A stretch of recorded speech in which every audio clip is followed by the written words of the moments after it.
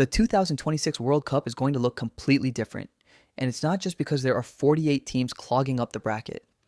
FIFA has quietly overhauled the rulebook, changing everything from how long a substitution takes to what the referee can actually see on a monitor. If you think you know how a football match works, think again. By the time the opening whistle blows, the game you love will have a completely new set of boundaries. Here's every major rule change coming to the 2026 World Cup, explained fast. Let's start with the war on time wasting. We all know the tactic. A team is up 1-0 in the 85th minute. A player gets subbed off, and suddenly they walk like they're strolling through a park on a Sunday afternoon. FIFA is completely done with it.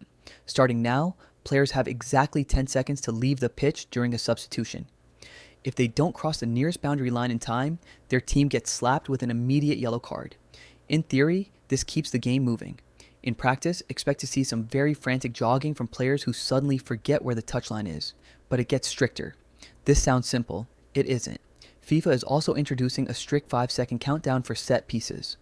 When the ball goes out for a throw-in, a corner, or a goal kick, the referee starts a mental clock, 5 seconds to put the ball in play or possession flips to the other team.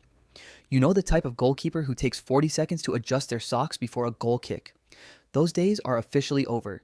The game is getting faster, whether the players are ready for it or not. Speaking of referees, let's talk about VAR. Video review has been a chaotic mess for years, but FIFA is expanding its powers anyway. For the first time ever, VAR can now intervene on second yellow cards.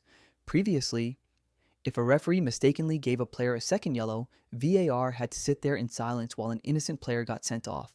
Now, they can buzz down and fix it.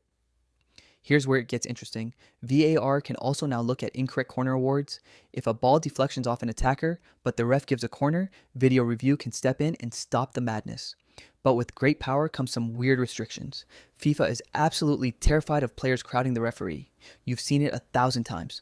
A controversial whistle happens, and suddenly 6 defenders are screaming in the referee's face, covering their mouths so the cameras can't read their lips.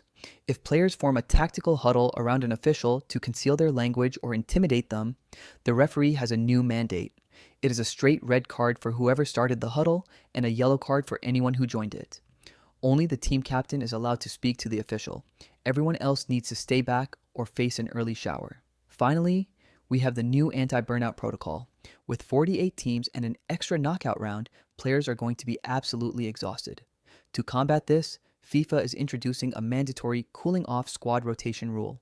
If a player logs more than 270 minutes across the group stage, their team is legally required to submit a medical fitness clearance before they can start the next match. It's designed to save the superstars from collapsing, but it's going to force managers to play three-dimensional chess with their lineups. The 2026 World Cup isn't just bigger, it's faster, stricter, and way less tolerant of the dark arts of football. The teams that adapt to these rules will survive, and the ones that keep playing by the old playbook will find themselves eliminated before they even realize what hit them. Which of these new rules do you think will cause the absolute biggest controversy on the pitch? Drop a comment below and hit that subscribe button so you don't miss our deep dive into the chaotic new knockout bracket next week.